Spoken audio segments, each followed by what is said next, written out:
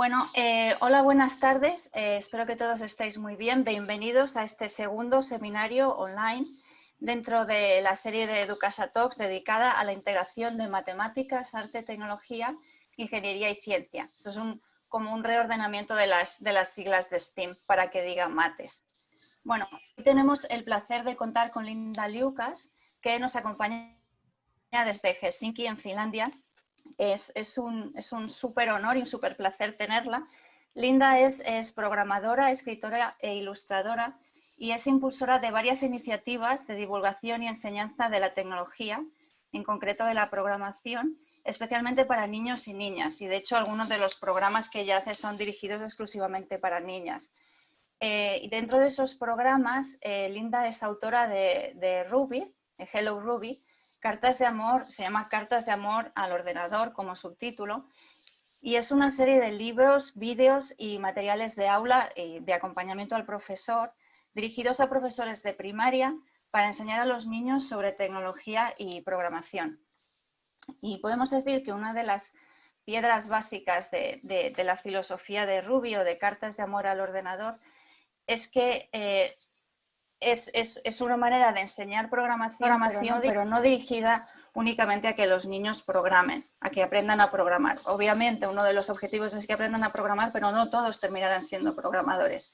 Sin embargo, sí todos los niños y todos los adultos para el mundo que viene nos tenemos que preparar bien dentro del mundo de la información. Entonces esta preparación de Linda está dirigida más que nada a dar una idea de lo que significa la programación de un ordenador.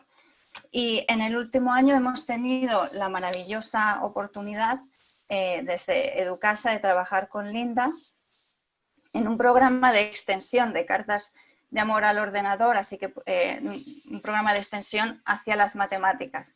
Así que como su programa es Cartas de Amor al Ordenador, podemos decir que hemos hecho con ella como una postdata matemática. Bueno, yo podría hablar toda la tarde sobre Linda y sus proyectos y la cantidad de premios y de reconocimientos que ha tenido y está teniendo alrededor de todo el planeta. Pero si me dejáis, diría que una de las fuerzas y una de las garantías que tiene esta filosofía de Linda, esta manera de trabajar de Linda, es que ella sabe reconocer muy bien cuál es esta disposición filosófica tan profunda y tan sorprendente que tienen los niños cuando se enfrentan a algo nuevo. Y la sabe reconocer y sabe llamar la atención de esa profundidad y esa capacidad de sorpresa que tienen. Y sabe manejar muy bien y utilizar palabras muy difíciles y conceptos muy difíciles y sabe usarlos dentro de una conversación con el niño. Y no solo eso, sino que sabe cómo hacer que el niño lo integre en su vocabulario. Y bueno, como todo consiste en saber palabras y saber utilizarlas, creo que una de las grandes virtudes de Linda es que es una maestra en eso. Así que sin más, voy a dar la bienvenida a Linda. Linda, kiitos, bienvenida. Thank you. Ok, entonces, ya antes de despedirme de ti, me gustaría hacerte una pregunta. Una vez leí que decías que empezaste a dibujar a Ruby y a escribir sobre Ruby porque estabas aprendiendo el lenguaje de programación Ruby, que es un lenguaje, uno de los muchos lenguajes de programación, y tuviste una serie de dificultades o había cosas que no entendías bien, y entonces dibujaste a esta niña y te inventaste una historia para explicarte a ti misma en qué consistía, ¿no?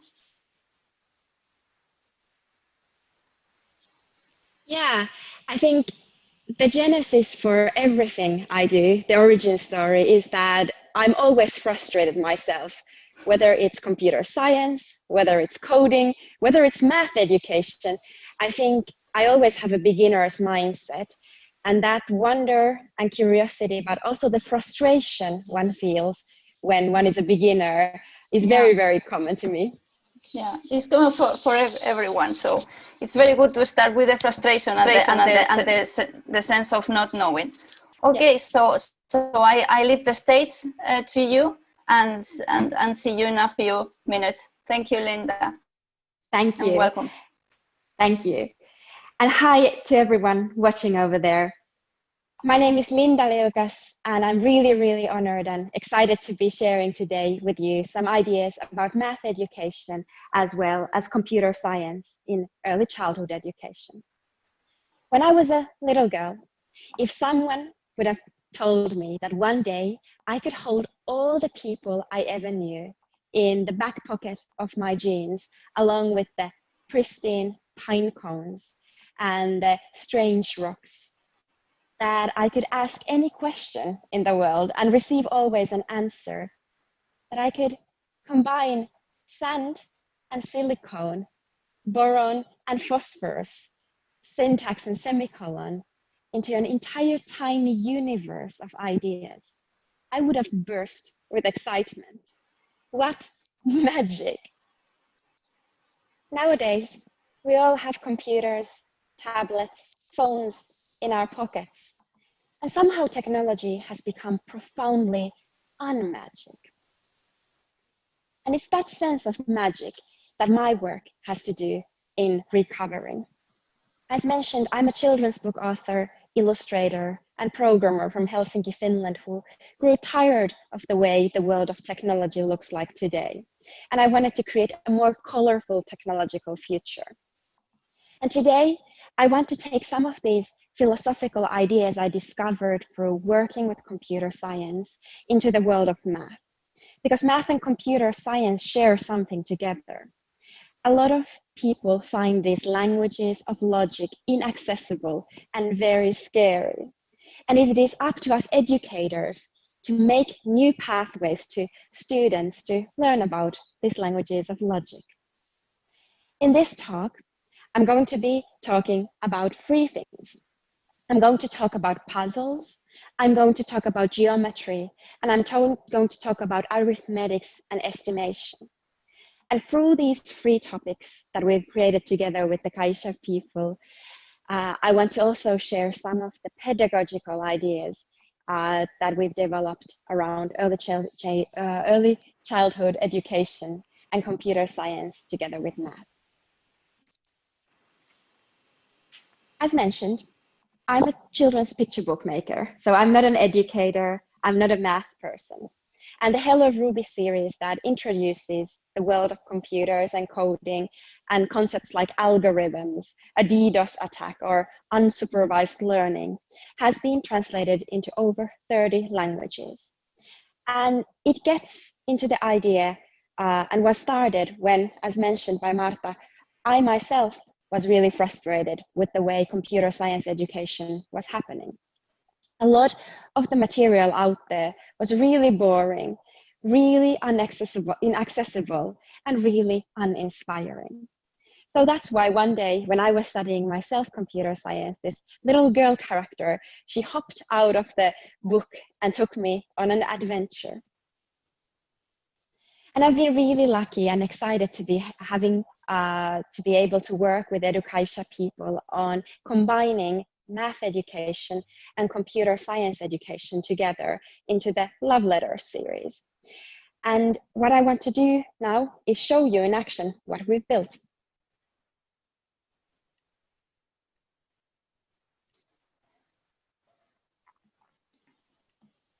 There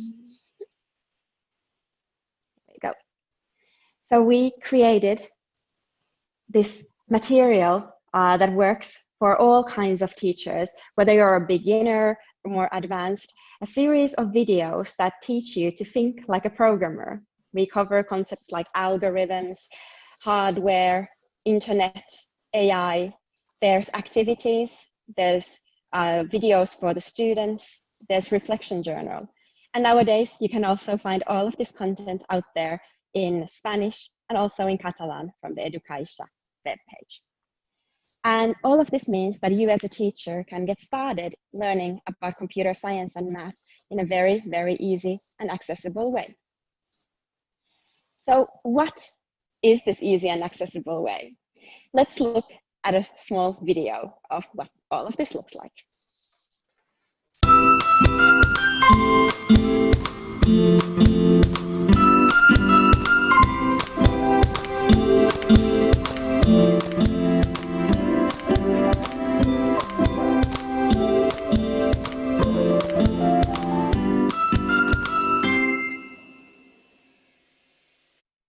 As you can see, the whole world of Hello Ruby is very colorful and whimsical. But the first topic I wanted to talk to you about today is puzzles, because puzzles are a wonderful way to start learning about computer science.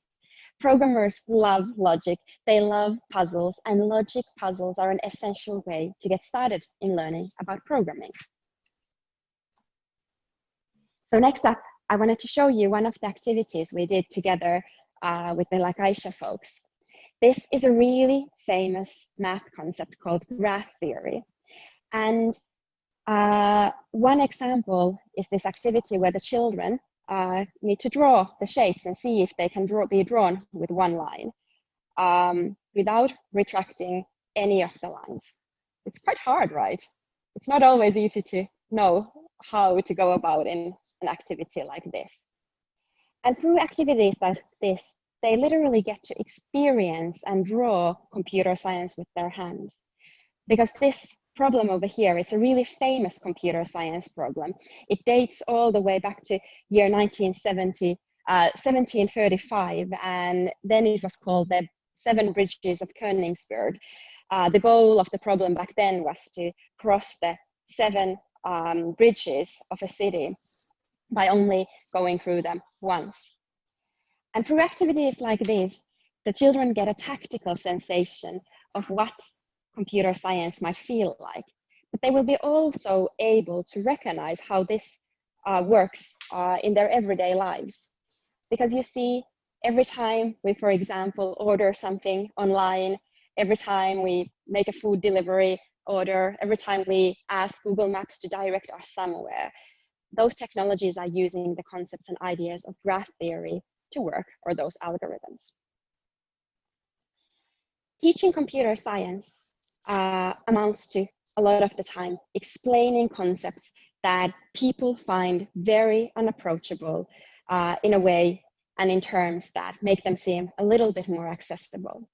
And it's a tough thing to do, to provide the kind of context people need with new vocabulary. At the same time, I truly believe that computer science can offer help with math education. Programming can be a way to play with math. It can be a pathway for being able to enjoy math for students who wouldn't otherwise see the beauty of these logical, abstract ideas. And there is this really famous quote from Seymour Papert that I'm showing here on the screen on the idea that computer science and coding offers some of the deepest ideas from science, from mathematics and the art of intellectual model building for children. And I do think that all of our children, they deserve to learn about these ideas. Math, in many ways, as mentioned, is a language of logic. And often when we talk about math, we talk about the discipline, the rigor, the analytical skills, and the avoidance of making mistakes. And I think it's really, really important that we make programming, through programming, we make math into something that is a little bit more inclusive. And all of these things, they have to do with the concepts of computational thinking. It's a pretty trendy new idea, and you can learn a lot about it from the Love Letters series. But the idea is that how do we teach children to form ideas in a way that a computer can structure them? And they include things like decomposing a problem, taking a problem and making it into smaller problems, understanding the idea of algorithms, of pattern recognition, of abstraction, of debugging, paired with concepts and practices like being really collaborative, persevering with a problem, thinking in systems, and being creative. If any of this sounds like something that you might already be doing in your math class, I encourage you to take a look at the Love Letters series and learn more about how these concepts can offer children pathways for understanding about technology. The Second thing I wanted to talk to you today about is how geometry can show big ideas of technology and how we can relate computer science and geometry to one another. As mentioned, oftentimes in math, we focus on the ideas of rigor, of avoidance of making mistakes, of only offering one correct answer. And I think children hear these messages out very loud. And what programming and playing with programming offer them is a way to experience a different kind of math. So next I want to show you a few ideas related to this.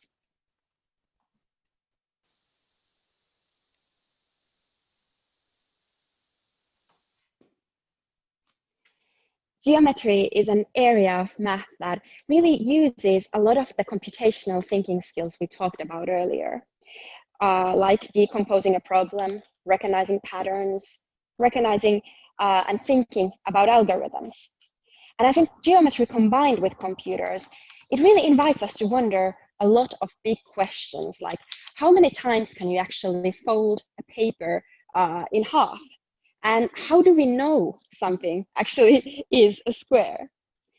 And this idea of exploring shapes, sequences, patterns, and algorithms starts here with paper and pen.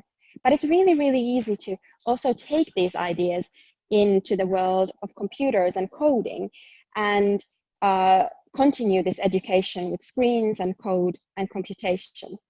This here is an activity that combines Scratch, the visual programming environment, with geometry. And as you can see, there's a lot we can teach and learn about both of them. First with pen and paper, and then later with Scratch. And one of the big ideas I think I learned through making the Hello Math and the Love Letter series was the idea of repacking and unpacking concepts. Each episode in the series is structured so that we have this first act where I take a concept that is really hard to understand, like an algorithm or graph theory, and then I unpack it through making an activity like playing something or making a metaphor or making an example. And then at the end of the video, I again repack the concepts so that the kids learn how to connect the idea back to the concept. And a big part of the series is also encouraging the wonder and curiosity.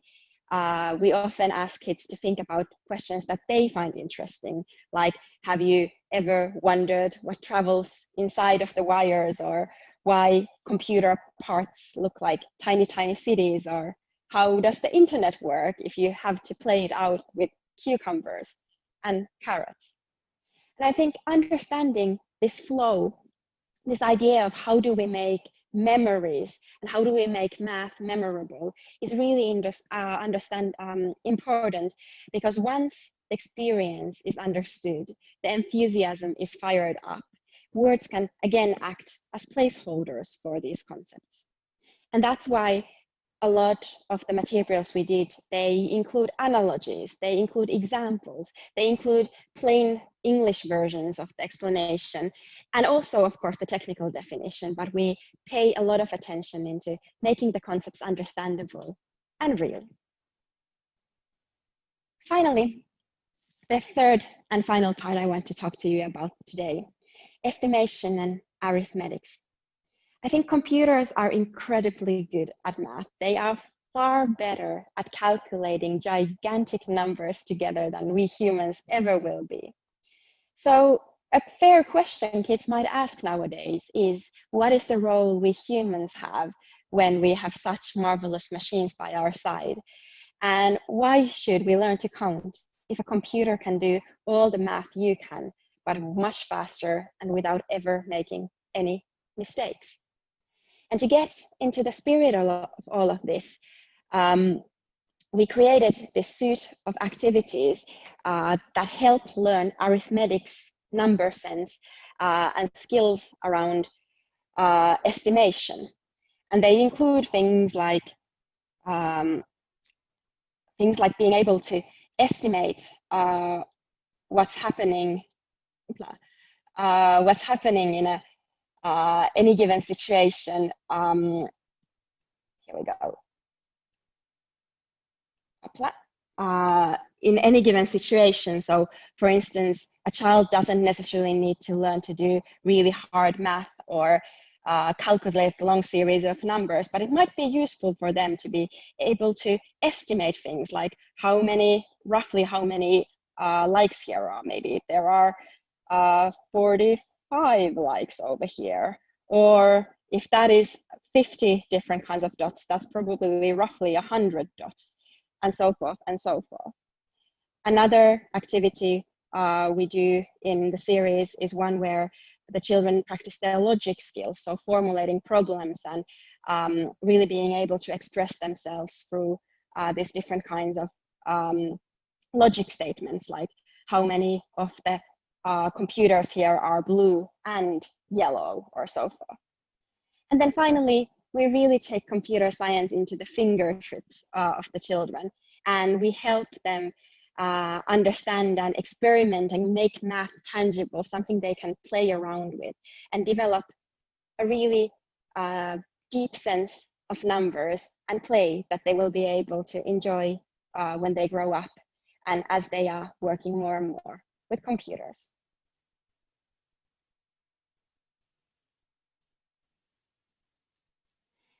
And the final thing I want to talk to you about today is this idea that all math problems start with posing the right question, even when we are doing math with a computer.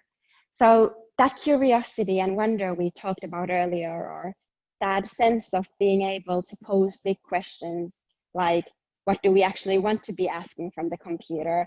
What are we trying to find out?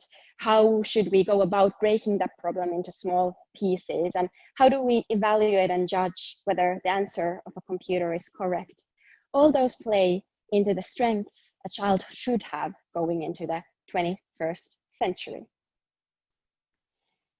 Most of my lessons and the lessons we've created together with the Caixa folks, there's a missing caveat, because I think the most important thing we're teaching is not math skills, not coding skills, not computer science skills. The goal of every single lesson we make is to create a memory. And the words are just hints to get there. And there are rarely right or wrong answers in any of the activities we do. And somehow all of these ideas, they seem novel in the computer science and coding world, but actually they have a pretty long history. Already in the 1950s, Jean Piaget, when he talked about math education, he said that you can't offer an entirely organized discipline with pre-organized vocabularies of content for students and just assume that they will be excited and fired up by it. Rather, true learning is grounded in action. And that is the thing we want to offer the children through these activities, that they learn these very abstract ideas through play and experimentation and wonder. As we are moving into a world where more and more of the problems around us, they are technology problems, and our children will need science, technology, engineering, math skills, but then also curiosity, wonder, and fearlessness. I think it's really important that we broaden the scope of the kinds of pedagogical tools we have available, from the more instructive, those of drilling and practicing with single right answer, to the more constructive, where we actually help the child experience the concept and create a memory around it. And as mentioned, these skills are really important because such a huge part of our world is run by technology. So we need to make children fall in love with technology. And one of the ideas that I personally love a lot is the idea that any technology we have today, it's a complex braid of inventions. We tend to think that the computer fell out from the earth, but really it's a lot of unrelated ideas. It's people with ideas about material sciences, about philosophy, about arts, about math. And all of these things, they turn through generations and centuries into something we call today the computer, a wearable device, or AI. But it's truly the people who make all of this technology happen. Technologies don't build themselves. People build technologies. And it is these people I want to be celebrating.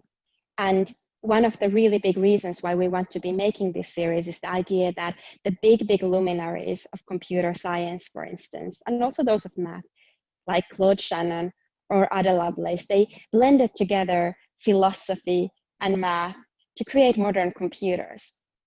So I think for the future of computing, we need more people with diverse backgrounds and interests to take their ideas about human brain, about oboe playing, about nature, together with computer science and math to really build the world forward. So finally, I want to end with a story. A few weeks ago, I was on Twitter and I was asking people, what are things that become more magical the more that people learn about them? And I got some beautiful answers. People told me about bees, about paint, about consciousness, maple syrup, love, their children, words, games, compound interest, space, elevators. Almost no one mentioned technology, and I get that. Often, as we grow older, we fall out of love with technology. We fall out of love with the world of logic and math. But for me, the ability to create an entire universe with the pure power of words, it's always magical. It's always a mystery. It's always a doorway. And it's always a story worth telling. Thank you very much. Okay. So I am in. Okay. So thank you, Linda, for sharing with us. Now I am okay. Okay. I'm experiencing, sorry, estoy teniendo un poco de problemas con mi conexión, entonces no estaba completamente segura de que me estabais escuchando. Linda, si se me va la conexión por cualquier razón, yo paso las preguntas que tenemos a mis compañeros y entonces me tendrán que despedir de ti por mí. Aviso que a lo mejor puede que esto no funcione, pero bueno.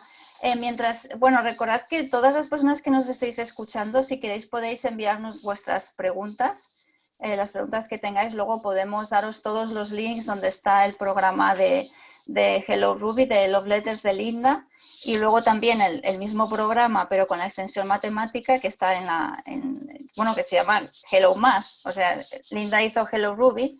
La razón del juego de palabras es porque como el primer ejercicio que hacemos las personas que estamos aprendiendo a programar, lo primero que hacemos es aprender a decir al mundo de fuera, hola, hello world, hola mundo. Entonces lo primero que aprendemos es a escribir eso en la pantalla y la verdad es que hace muchísima ilusión cuando lo consigues porque has conseguido hablar con el ordenador y con los demás. Así que Hello Ruby, imagino que Linda lo eligió así por eso, y entonces nosotros para seguir con la gracia pues le llamamos Hello Math al nuestro.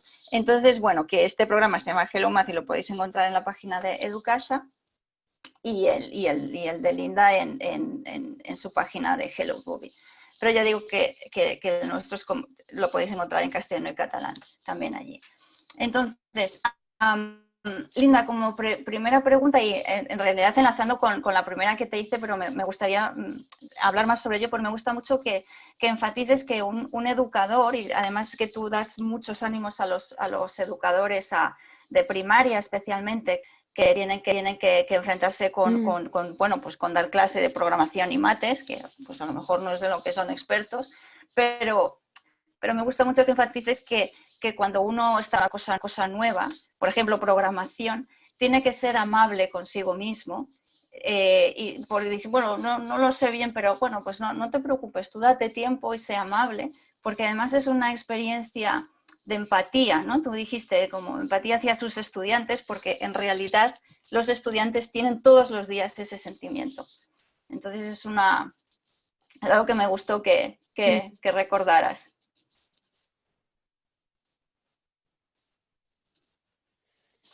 It's a really good question. I think the more we know about something, the easier it is for us to forget what a beginner feels like. And I don't know, I think I've always, as mentioned in the beginning, had that sense of being a beginner. And I even sometimes have this little list on my computer that is called things I know I don't know. And the idea is that I try, especially with computer science, it's changing so rapidly. There are so many new technologies coming out. It's really, really hard to have everything together. So being okay with feeling that sense of frustration and that sense of, and turning the sense of frustration into a sense of awe, into a sense of, wow, like there's so much to learn about the world. Yeah. I think that is the key for me to managing that frustration. Okay, and there is another interesting thing in your philosophy, and something we really like about your program and your approach to teachers. Bueno, porque los en algo interesante que tiene tu programa en el cómo te aproximas a los profesores, que les pides tiempo para dejarse en su clase, para reflexionar y establecer sus objetivos y dirigir su propio aprendizaje. Este aprendizaje que tú dices que es frustrante, pero bueno, que no es frustrante, sino que estás frustrado cuando no lo sabes, pero te tienes que dejar tiempo para estar dentro de la clase como aprendiendo junto a tus estudiantes también. Y es la ruta que queremos seguir también con las matemáticas, esa manera de trabajar con los profes. Yeah, I think often teachers think they need to have all of the answers because traditionally that's what teachers do. They transfer knowledge to the children in a world that didn't have a lot of knowledge built into it. And nowadays the world is so full of knowledge that there's no way a single human can hold all of that knowledge in themselves. So the role of the teacher is definitely changing into someone who guides the student on their learning path. And for that to happen, you don't necessarily need to be an expert. And it's really interesting that especially computer science and math, they make people really fearful. I know a lot of teachers who are really comfortable teaching really complex subjects like climate change that is multidisciplinary. It has elements of chemistry and geography and all these different things, populations, social sciences, and we humans don't know the right answer for climate change, but still teachers teach it.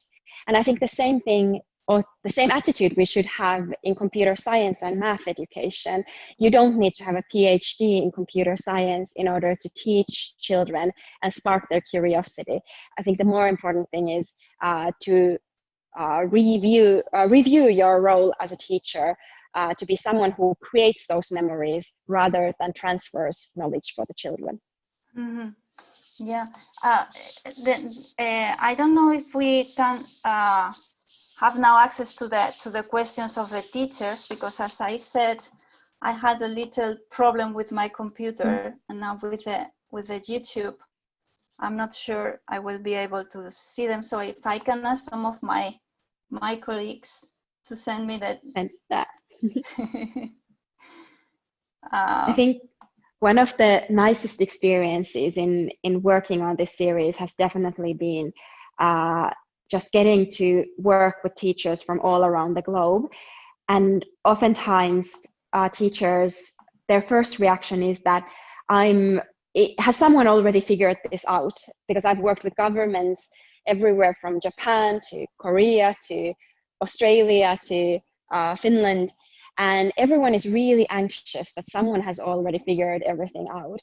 And I think the good and, well, of course, the bad news is that we're all trying to figure out how to teach computer science blended with arts, with math, with physical education in a way that is relevant for the 21st century children. And that's kind of my maybe message for the Spanish teachers who are now feeling a little bit like maybe that, I don't know if I can do this. I think you definitely can. And I think there's so much room for teacher innovation and ideas that in some sense, we have this long history in math education where we know a little bit when we should be teaching children algebra or when we should be teaching them arithmetics. But with computer science, it's a completely new field. And I think it's collaborations like the one we had here, where we bring someone from children's culture and storytelling and put her to work together with math experts, that we can truly start to create something completely new. And I think there's a lot of room to work out these concepts here. Yeah, definitely. I really like the idea of integrating math and computer science, because as you also mentioned, there is both cada una de las de matemáticas y computer science, una alimenta a la otra. Por ejemplo, a través de las ideas de computación, de informática, se pueden entender con más profundidad conceptos que son naturales, pero en realidad muy abstractos, como los números o las formas. O sea, si números y formas son conceptos que enseñamos a los niños de manera natural, pero encierran trucos dentro que si ellos no han podido reflexionar bien sobre ellos, si no han podido profundizar en ellos, en qué es un número, qué significa contar, qué es una forma, qué significa el algoritmo de construcción de una forma. Una forma existe, una forma se construye. Esas ideas de iteración, en numeración o en construcción de formas aparecen naturalmente en informática, ¿no? En computer science. Entonces es muy bonito, y tú mencionabas a Seymour Papert, que decía cómo la computación nos sirve para trasladar la profundidad de conceptos matemáticos. Y creo que como decía al principio, tu manera natural de entender cómo trasladar a los niños esos conceptos complicados, creo que si los profesores quieren o buscan en estas cartas de amor al ordenador, en Hello Ruby y en Hello Math, realmente los pueden encontrar, porque es una puesta en práctica de esa filosofía, ¿no? Siempre buscan ¿cómo lo hago? Pues hazlo tú, ¿no? O sea, cógelo y tú les animas, ¿no? A cogerlo, y si se preguntan cómo lo hacen, pues empieza a hacerlo, ¿no?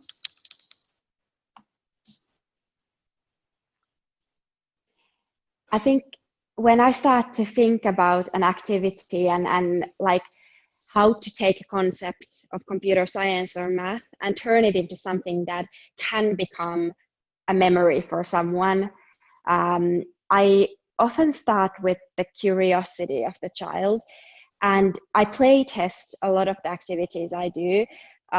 So I work with 6-year-olds or 9-year-olds, and I try to really listen to the kind of feedback they give to me.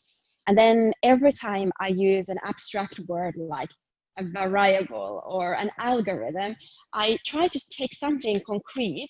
Like, one of my favorite things to have is this little like wooden mushrooms, because mushrooms are such beautiful objects, and just being able to, say, practice sorting algorithms with different wooden mushrooms and feel the sorting algorithms in your hands, or like walk in the city on your hands and knees and try to find like the internet from your neighborhood. Like, where is the internet hiding? Can I find like a telecommunications box or a Wi-Fi box or something else that relates to the internet? I think so many of our early memories we learn through physical movement, through our hands and knees, through this tactical sense. And often the more abstract a discipline gets, the harder, the easier it is to forget that is the original way we learn. And reintroducing this sense of tactile experience, of nature, of just observing and paying attention. That's another thing I try to listen to the children and pay attention to what are their questions, and observe kind of the world through their lens. That's kind of an important thing, or part of my work. And one of the kind of interesting things here is that, as I mentioned, the way we define technology, it keeps changing. So today, what we would have called AI in the 1980s, today we call voice assistant, or we call it Google or Siri. And that highlights the idea that technology is a creature of thought. So it's something that we humans create. It's not something that came here holistically as something new. And there's this famous sci-fi author whose name I keep forgetting, but he said one time that everything that happens in technology before you turn 30 is exciting and fun and invigorating. And then everything that happens after 30 is suspicious and weird and not necessarily needed in the world. And I'm 34 and I work in technology, and I'm already noticing myself becoming a little bit jaded with technology, being like, do we really need that thing over there? And kind of being able to recognize the technologies that are shaping and changing our world, like a 6-year-old would, because they don't take anything for granted. I think that is also a part of making a powerful and good activity. Yeah. Thank you very much. We have now questions from the teachers. So the first from the teacher is how could we integrate computer science and mathematics? Do we dedicate one day to mathematics in the room of computers? I mean, with computers, or do we teach every day without going to the room? I think this is a very, very interesting question. Very practical, very interesting question. I love it. So first thing is, I wouldn't start with a computer. I would start with the unplugged activities. So most of the activities in the Hello Math curriculum are activities that you do with pen and paper. You print out things, you cut them out, and you explore with pen and paper these concepts. And because we obviously know that the world is very different this year than it was last year, we also created a suite of 30 videos, these 1-minute videos a teacher can send along with the activity. So the teacher can send a video and share the activity with the child, and then maybe regroup the classroom within a video networking system and discuss what was learned and what the children explored. So that's one way of using these activities. But then the broader question of how do we put computer science and computing and math education into the curriculum, the honest answer is we don't know. So in UK, for instance, they have this new discipline called computing. It's a few hours every week for the students, but it required a huge curriculum change to happen and to make happen. And they have some excellent results from that change. It means that British children are getting computer science education on each of their key stages. That's one approach. In Finland, roughly 2 or 3 years ago, we changed our core curriculum, 4 years ago, to state so that computer science is interdisciplinary. So we have some objectives in the core curriculum that state that all children should learn about algorithms, they should learn about sequences and so forth. And then teachers themselves decide how they are going to implement these ideas in their classroom. So I don't know what the situation right now with the Spanish and the Catalan curriculum look like, and whether it's a regional decision, whether it's a national decision. But I would suspect that this change is going to happen at some point. Almost all of the industrial countries in the world are really thinking about how do we introduce computer science in primary school, and are reworking the curriculum to fit those concepts. So the teachers who are at the forefront, the teachers who probably are watching this webinar right now, I would start by testing out things. Maybe it's an after-school class. Maybe it's now that the COVID situation has already upended and turned the classroom upside down. Maybe this is a good chance to start experimenting and creating that local knowledge of how do we want to introduce these concepts in our classroom, because I do think that it's a local decision. There is no one perfect way to teaching these things. Teachers know their classroom best, teachers know their culture best. And in Finland, for instance, it works really beautifully and well that teachers are given the responsibility to decide how they want to be teaching things, because that's the way our school system works. Whereas in UK or in the United States, probably there is more structure needed and more sort of central direction. Yeah. Sí, sí, no, has mencionado justo el punto importante del programa que tenemos. O sea, en España y en Cataluña no tenemos una manera clara curricularmente de trabajar el pensamiento computacional o la informática, pero justo lo que tú dices, nadie sabe cómo hacerlo y son los profesores los que tienen que descubrirlo. ¿Cómo se hace? Es que lo tienen que descubrir los profesores. De hecho, nosotros lo que intentamos ahora es, ok, nosotros os damos a vosotros las actividades que hemos diseñado junto a Linda y que muchos matemáticos expertos en didáctica de muchas partes del mundo nos han ayudado. Hemos diseñado estas actividades con esta filosofía de Linda tan bonita de dejar en manos de los profesores pues el tiempo de reflexionar cómo quieren hacerlo, porque cada profesor es distinto, cada clase es distinta y cada contexto es distinto. Entonces la idea es que vosotros, que sois los que estáis ahí en la punta de la lanza, cojáis las actividades, las miráis, las probéis, digáis, pues esto me funciona, esto no, esto sí, y nos retornéis a nosotros, es decir, a vosotros mismos, y juntos podríamos construir cómo es, mirando las evidencias que funcionan y que no funcionan, y también haciéndoos a vosotros tomar la responsabilidad de observarlo en la clase y de observaros a vosotros también viendo qué es lo que necesitáis vosotros, para que seáis vosotros los que digáis qué funciona. O sea, la evidencia de la clase la manejáis vosotros. O sea, que la pregunta sería exactamente esa, ¿no? ¿Cómo lo haríais vosotros? Y para eso lo tenéis que hacer y poner en práctica. Tenemos una segunda pregunta, que es que en muchas aulas, in many classrooms, they work nowadays with a Scratch language. Why is it so relevant to learn it, the Scratch, from such an early stage in life? And what are the benefits of learning Scratch? Yeah. So these questions. I think Scratch is I'll start by saying that I love Scratch. It's a visual programming language that offers students a way to practice the big ideas of computer science and coding.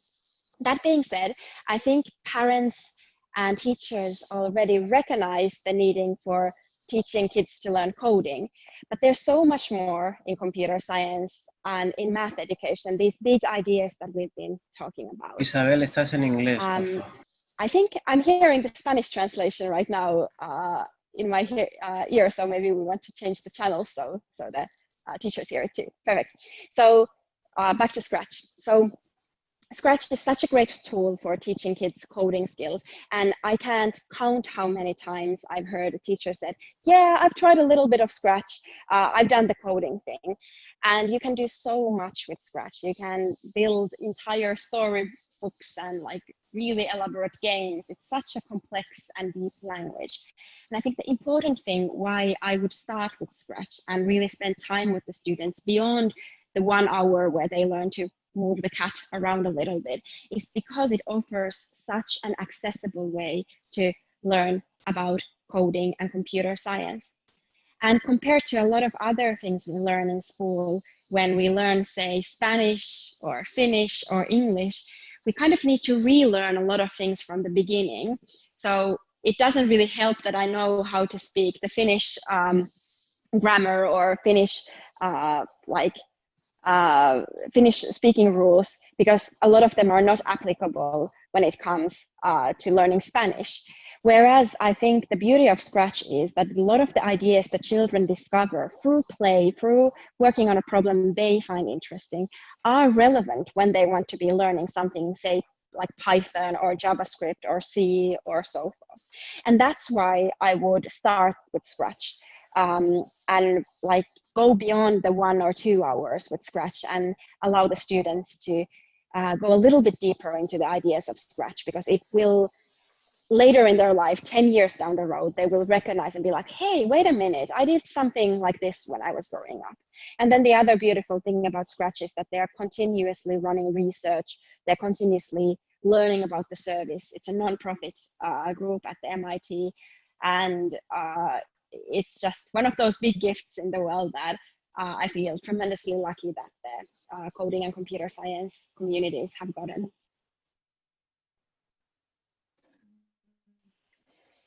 Okay, so we have a third question that is related to the one you just replied now. Me he parado. ¿Estoy? ¿Me oís bien? Vale, la tercera pregunta está relacionada con la que acabamos de ver, y es how would you work with kids in STEAM, with I guess he means with programming, and at the same time avoid to spend so much time the exposing to screens. How do you avoid? Screens, yeah. It's a good balance. Maybe it is through activities like the ones we've developed where you spend time with pens and papers instead of the screen time. But so a big part of my job is to answer parents' questions about how much screen time is too much screen time. How should I be limiting my child's computer use? And I know we want easy answers like 25 minutes a day is too much, or that 3.5 hours is okay.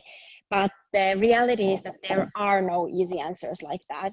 And you can do really, really smart things with a computer, and then you can do really, really stupid things with a computer. And I'd argue that most of the time when children are programming with a computer, they are using a lot of those high-level thinking skills that are really like things that they burn a lot of energy when they think about how to make the Scratch character work in a way that they want their game to function. So I would argue that a lot of the screen time spent programming is actually screen time worth spending on a computer, because in some ways I would wish to see computers become like a tool of self-expression in the same way as we use pens or paints or like guitars or Play-Doh to express ourselves. I would wish that the next generations of children, they would be able to use a computer as a tool of self-expression.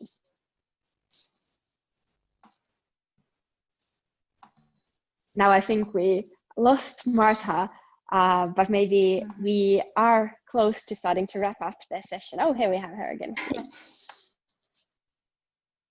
So yeah, that would be my answer. Okay. That, do you see me now? Yes. With Scratch and coding, I think it's worth spending the time on the screens, but there's so many of these unplugged activities, and most of the Hello Math and Love Letters curriculum actually allows you to explore these ideas without screen time. So the person who asks the question is in good hands. Yeah. Sí. A ver si tenemos, me he vuelto a caer, lo siento mucho. El computer is not respecting me. We are talking about computers, and estamos hablando sobre computadores, y los ordenadores hoy no me están tratando bien. Pero entonces tenemos que ser pacientes.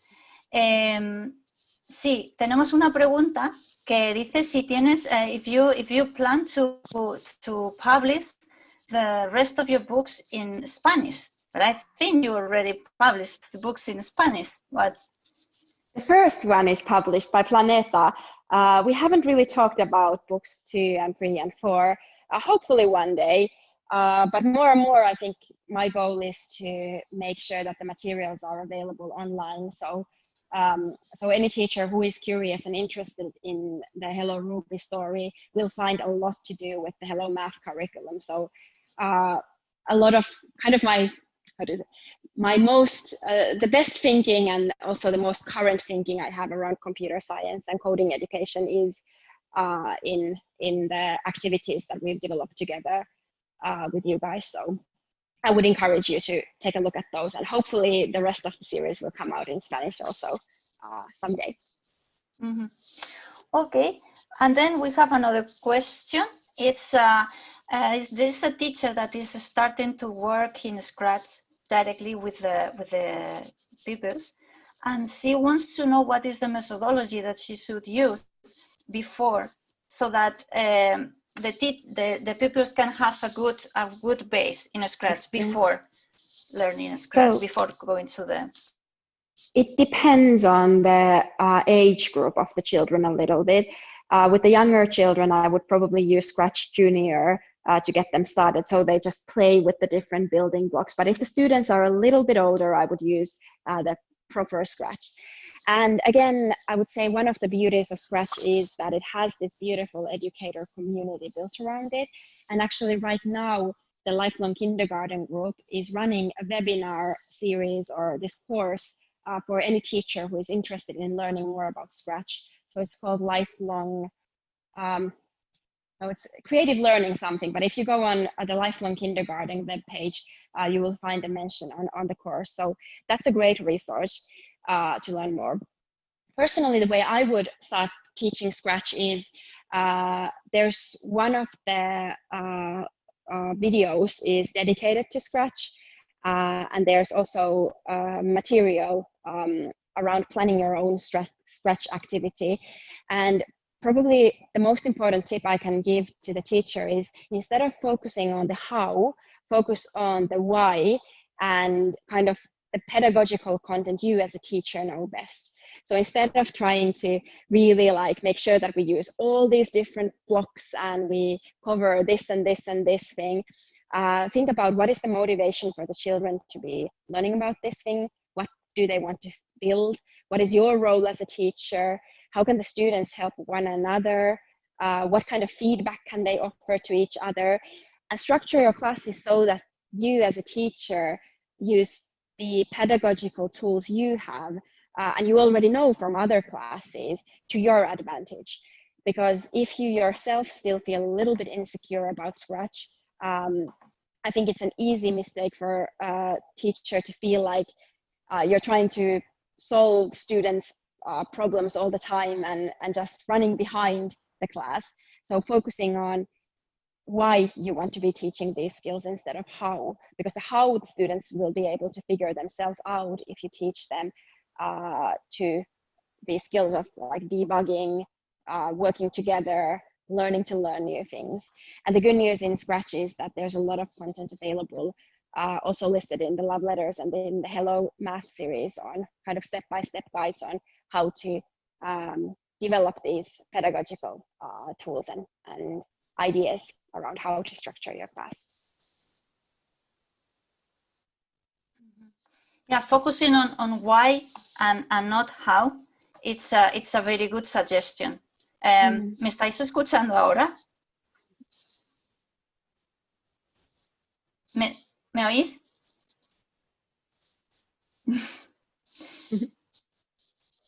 ¿Me escucháis? Ok. Vale, la última, no, que quería decir que enfocarse en por qué lo hago y no cómo lo hago es una sugerencia muy buena.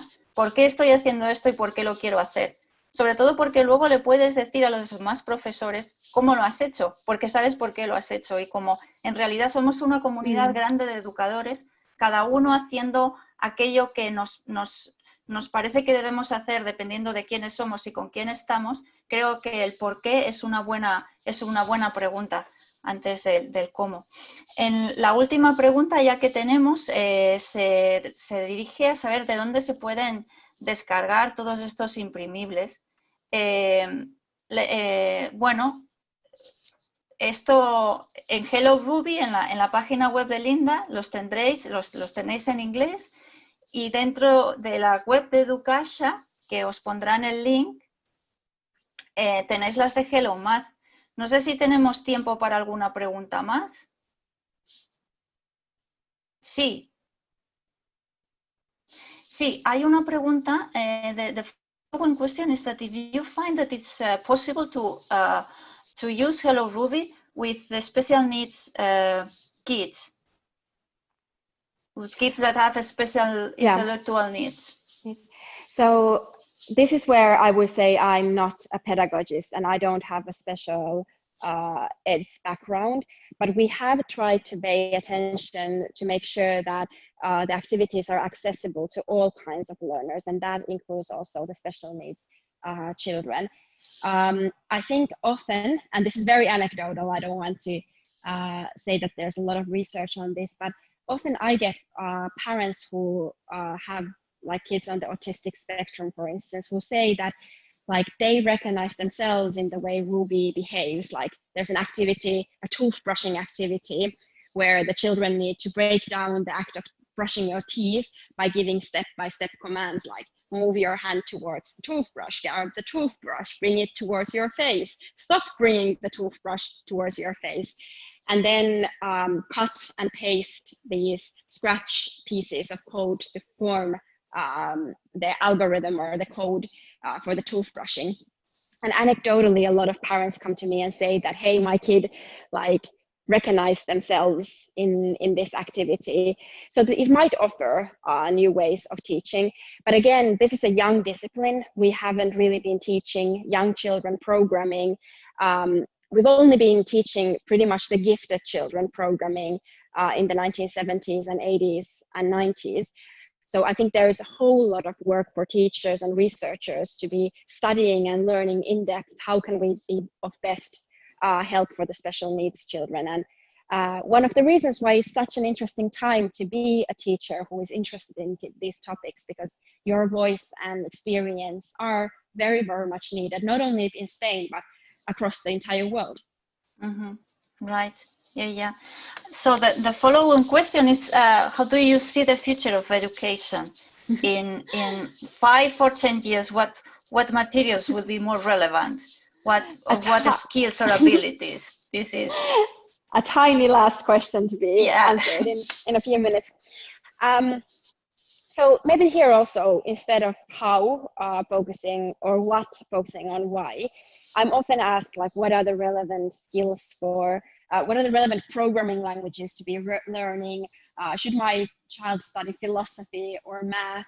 And my kind of philosophy and curriculum, I try to avoid saying that the child should learn this programming language or this concept in order to be successful in life. I think what I want my children I work with to walk away with is 3 things. I want them to have a sense of fearlessness when it comes to technology. I want them to have a sense of curiosity when it comes to technology. And then I want them to have a sense of creativity when it comes to technology. And with fearlessness, curiosity, and creativity, I think you can get very, very far in the upcoming years. Yeah, absolutely. Yes. Esto es... me he vuelto a caer. ¿Me veis? Vale. Ok, no me he caído. Vale. No, fantástico. Claro, sí, justo eso es lo que comentabas antes, ¿no? El mundo, ¿qué necesitará el mundo? Pues lo que nosotros le demos. Entonces, si les damos niños creativos y curiosos y con un sentido de wonder, pues el mundo será lo que sea formado por esos niños. Linda, esa era la última pregunta, de manera que te dejo las últimas palabras para que te dirijas a nuestros profesores. Espero que no por última vez, espero que podamos seguir esta tarea de manera más o menos, bueno, visitándonos a veces, escuchándote, que es un súper placer. De modo que te dejo que digas hasta luego. Thank you so much. I would maybe final sort of lesson or final story, I think the most important thing my parents did to me when I was a little kid is when I was maybe 7 or 8 years old, my dad brought home an old computer, and this was in the mid-1990s. And computers at the time, they were really like big and bulky and expensive, and everyone else's parent told them that you can't touch the computer, it breaks down easily. Computers belong to adults, they are expensive, don't mess with the computer. But then what my dad did was he said that you can do anything with the computer, and anything you do with the computer can be undone, and you can fix it up. And this was a bold statement at a time when there was no backup systems, and this was his work computer. And as a result, me and my little siblings, we destroyed the computer a few times. We uninstalled the operating system and deleted his important work files, but we also learned to not fear the computer, and we learned to see the computer as a tool of self-expression. And I wouldn't have the career I have today had I not had that childhood experience. And if fearlessness, creativity, and curiosity were the things I wished for students, they are exactly the same things I wish from all of you teachers. I want you to be fearless, I want you to be curious, and I want you to be creative when it comes to teaching technology. So I'm hoping to see all of you. Send me feedback on the series, and let's keep on working on this very important and world-changing problem. Bye-bye. Thank you very much, Linda. For sure you will have that feedback. Thank you so much. And hello to Finland. Okay, so hasta aquí ha estado el seminario con Linda. Muchísimas gracias a todos por haber venido. Espero que os haya servido para entender de qué va esta propuesta, y que todos, como ha dicho Linda a lo largo del seminario, pues os animéis a poner en marcha las ideas del programa, incluirlas de la manera que mejor os convenga, y luego lo podáis compartir con nosotros y mandarnos el feedback que es necesario, porque sois vosotros los que lo estáis construyendo. Deciros simplemente que nosotros nos veremos en este ciclo STEAMlas el año que viene ya, y que mañana recibiréis un cuestionario de satisfacción para que nos podáis decir qué os ha parecido, que este seminario, si tenéis preguntas, tenéis sugerencias. Y por mi parte simplemente daros muchísimas gracias por haber estado aquí, y esperamos realmente que os interese Hello Math y que seáis parte de esta comunidad de profesores que nunca debe terminar. Muchas gracias a todos y buenas tardes.